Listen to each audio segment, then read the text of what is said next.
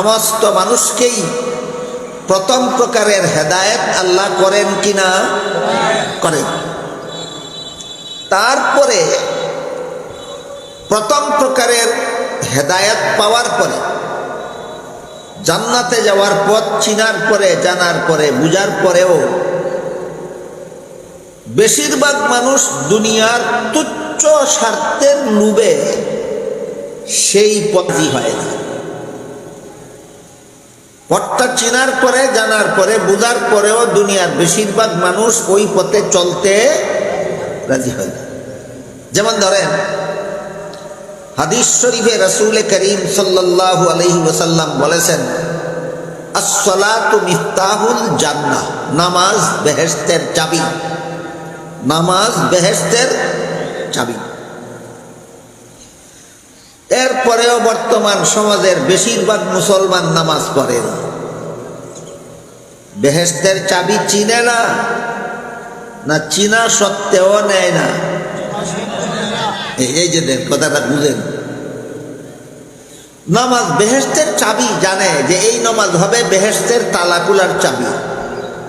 তারপরও সংসারের বিভিন্ন কাজের বাহানায়, কেউ খেলাধুলার বাহানায়, কেউ গল্প গুজবের বাহানায় নামাজ পড়ে।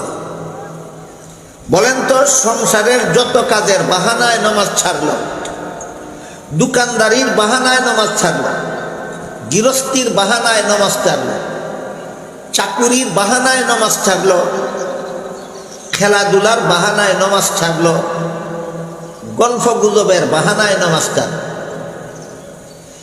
এই গৃহস্থীর ফসল, চাকুরির বেতন, দোকানদারির মুনাফা, গল্প গুজবের মজা, খেলাধুলার আনন্দ চিরস্থায়ী না ক্ষণস্থায়ী? জান্নাত ক্ষণস্থায়ী না চিরস্থায়ী? চিরস্থায়ী জান্নাতের চাবি সারল ক্ষণস্থায়ী মুনাফার লালসায়। এইরকম স্বভাব থাকে দুনিয়ার বেশিরভাগ মানুষের। এরা জান্নাতে যাওয়ার পথ চিনাইয়া দেওয়ার পরে, বুঝাইয়া দেওয়ার পরেও দুনিয়ার তুচ্ছ স্বার্থের লোভে এই জান্নাতের পথে চলতে রাজি হয়। এদের সংখ্যা সবচেয়ে বেশি। এদের সংখ্যা কতজন? একটা হাদিসের দ্বারা পরিষ্কারভাবে বোঝা যায়। হাদিসে উল্লেখ আছে, রাসূল করিম সাল্লাল্লাহু আলাইহি ওয়াসাল্লাম বলেন, কাল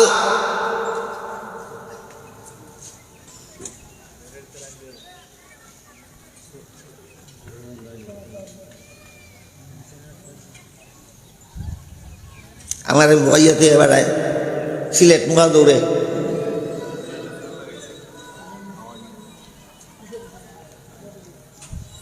এবার তার দৌড়ে কই বন্ধ যাইবে, আমি খবরটা বই থাকতাম, কোনো ঠিকানা নাই।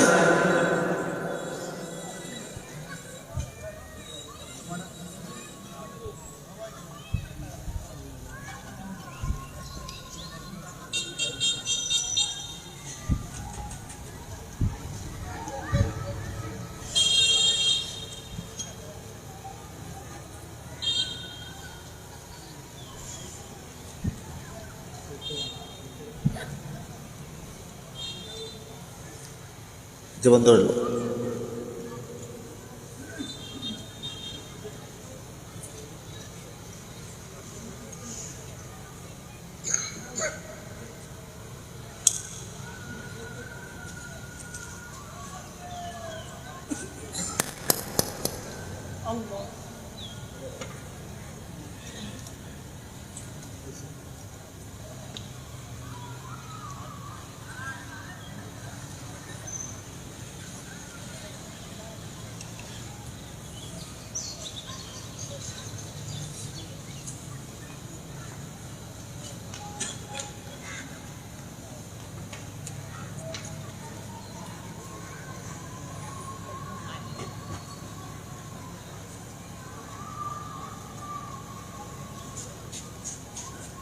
না মাইক চলছে না তো।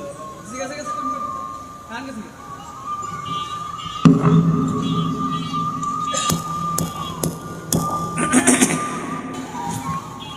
এক হাদিসে রাসূল করিম সাল্লাল্লাহু আলাইহি ওয়াসাল্লাম বলেন, হাসরের মাঠে যখন সারা দুনিয়ার সমস্ত মানুষ জীবিত হয়ে দাঁড়াবে, তখন আল্লাহ আদম আলাইহিস সালামকে বলবেন, হে আদম, এই সবগুলি মানুষ তোমার সন্তান, তোমার আওলাদ। এদের মধ্যে যারা জান্নাতি তাদেরকে আলাদা কাতারে, আর যারা জাহান্নামী তাদেরকে আলাদা কাতারে দাঁড় করা।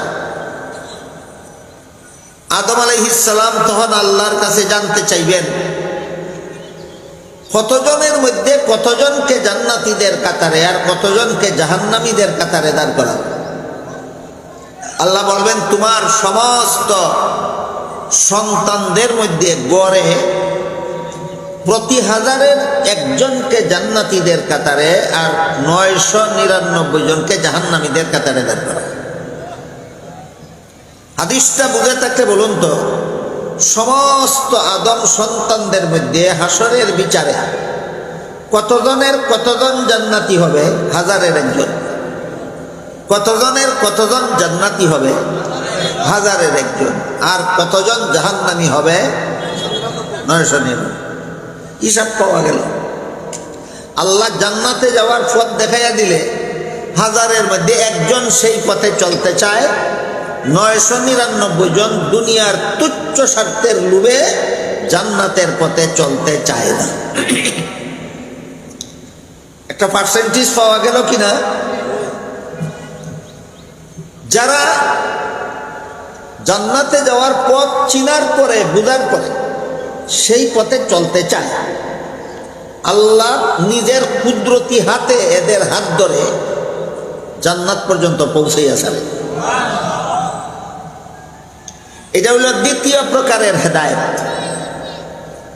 যারা চলতে চায় এদেরকে আল্লাহ নিজে যে নিজের কুদরতি হাতে এদের হাতে ধরে জান্নাত পর্যন্ত পৌঁছাইয়া যাবেন। এই পৌঁছানিটা কোন প্রকারের হেদায়েত? দ্বিতীয় প্রকারের হেদায়েত। আর যারা চলতে চায় না, এদেরকে আল্লাহ নিজের কুদরতি হাতে এদের হাত ধরে জান্নাত পর্যন্ত পৌঁছে দেন না। এরা দেখানো পথের মধ্যখানে গিয়া এদিক সেদিক চলে যায়, ভ্রান্ত পথে চলে যায়, এরা জাহান্নামী হয়। তাহলে দ্বিতীয় প্রকারের হেদায়েত কি আল্লাহ সকল মানুষকে করেন না কিছু মানুষকে? প্রথম প্রকারের হেদায়েত কি আল্লাহ কিছু মানুষকে করেন না সব মানুষকে? এই পার্থক্যটা সকলের জানা দরকার, বোঝা দরকার, মনে রাখা দরকার, যেন আমরা প্রত্যেকের বেলায়, নিজেদের বেলায় যাচাই করতে পারি যে আমি প্রথম প্রকারের হেদায়েতে আছি না দ্বিতীয় প্রকারের হেদায়েতে আছি। যেহেতু এই সমস্ত সম্মেলনের একমাত্র উদ্দেশ্য হেদায়েত, যত ইসলামী সম্মেলন হয় সবগুলি সম্মেলনের একমাত্র উদ্দেশ্য হেদায়েত। কাজেই হেদায়েত কাকে বলে, হেদায়েত কত প্রকার, কি কি, কোন প্রকার হেদায়েত উপকারী, কোন প্রকার হেদায়েত উপকারী নয়, এই বিষয়গুলি এই সমস্ত সম্মেলন থেকেই আমাদের বুঝে যাওয়া দরকার।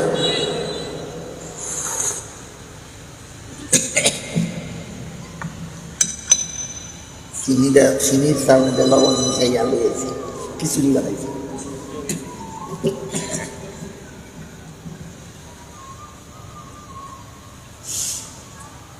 আমার কথা বুঝে থাকলে আবার বলেন, প্রথম প্রকার হেদায়েত আল্লাহ কারে কারে করেন? সবাই। দ্বিতীয় প্রকার হেদায়েত কারে করেন? যারা প্রথমটা গ্রহণ করতে চায়। হ্যাঁ, প্রথম প্রকারের হেদায়েতটা যারা গ্রহণ করতে চায় এদেরকে আল্লাহ দ্বিতীয় প্রকার হেদায়েত দান করেন, আল্লাহর কুদরতি হাতে এদের হাতে ধরে জান্নাত পর্যন্ত পৌঁছায় দেন। এতটুকু কথা বুঝলে পরে আমি আপনাদের সামনে আজকে যে আয়াতের একটা অংশ তিলাওয়াত করেছি, এটা বোঝা সহজ। আমি যে আয়াত তিলাওয়াত করেছি তাতে আল্লাহ বলেন, মান ইউরিদিল্লাহু আন ইয়াহদিয়াহু ইয়াশরাহ সাদরাহু লিল ইসলাম। এর অর্থ হলো আল্লাহ নিজে যাকে হেদায়েত করতে চান। এটা কি প্রথম প্রকারেরটা? না, এটা দ্বিতীয় প্রকারেরটা। আল্লাহ নিজে যাকে হেদায়েত করতে চান, এটা প্রথম প্রকারের না দ্বিতীয় প্রকারের? দ্বিতীয় প্রকার। প্রথম প্রকারের হেদায়েত আল্লাহ নিজে করেন না, নবী রাসূলের মাধ্যমে করেন, আসমানি কিতাবের মাধ্যমে করেন, উলামায়ে কেরামের মাধ্যমে করেন। আর দ্বিতীয় প্রকারের হেদায়েতটা আল্লাহ নিজে করেন। বিষয়টাকে আপনাদেরকে বুঝাইতে পারলাম? বলেন তো, প্রথম প্রকারের হেদায়েতটা আল্লাহ ডাইরেক্ট করেন না নবী রাসূলের মাধ্যমে, আসমানি কিতাবের মাধ্যমে, আলিম উলামাদের মাধ্যমে? আর দ্বিতীয় প্রকারের হেদায়েতে মাধ্যম নাই, আল্লাহ ডাইরেক্ট বান্দাকে জান্নাতে পৌঁছার ব্যবস্থা করে দেন। কাজেই এখানে যে আল্লাহ বললেন মাই ইউরিদিল্লাহু আন ইয়াহদিয়াহু, আল্লাহ নিজে যাকে হেদায়েত করতে চান, এটা কোন প্রকার? হ্যাঁ, দ্বিতীয় প্রকার। আল্লাহ নিজে যে হেদায়েতটা করেন, এটা প্রথম প্রকারেরটা না দ্বিতীয় প্রকারেরটা? দ্বিতীয় প্রকার। আল্লাহ বলেন আল্লাহ নিজে যাকে হেদায়েত করতে চান তাকে কিভাবে জান্নাতে পৌঁছাইয়া ছাড়েন, পদ্ধতিটা হইল আল্লাহ বলেন তার অন্তরটাকে আল্লাহ ইসলামের জন্য খুলে দেন। আল্লাহ নিজে যাকে হেদায়েত করতে চান, আল্লাহ সরাসরি যারে জান্নাতে পৌঁছাইয়া দিতে চান, তার অন্তরটাকে ইসলামের জন্য খুলে দেন। এই আয়াতটা যখন নাজিল হইল আল্লাহর পক্ষ থেকে, তখন সাহাবায়ে কেরাম রাদিয়াল্লাহু তাআলা আনহুম আজমাইন রাসূল করিম সাল্লাল্লাহু আলাইহি ওয়াসাল্লামের কাছে জানতে চাইলেন, ওগো আল্লাহর রাসূল, আল্লাহ যে বললেন আল্লাহ নিজে যাকে হেদায়েত করতে চান তার অন্তরটাকে ইসলামের জন্য খুলে দেন,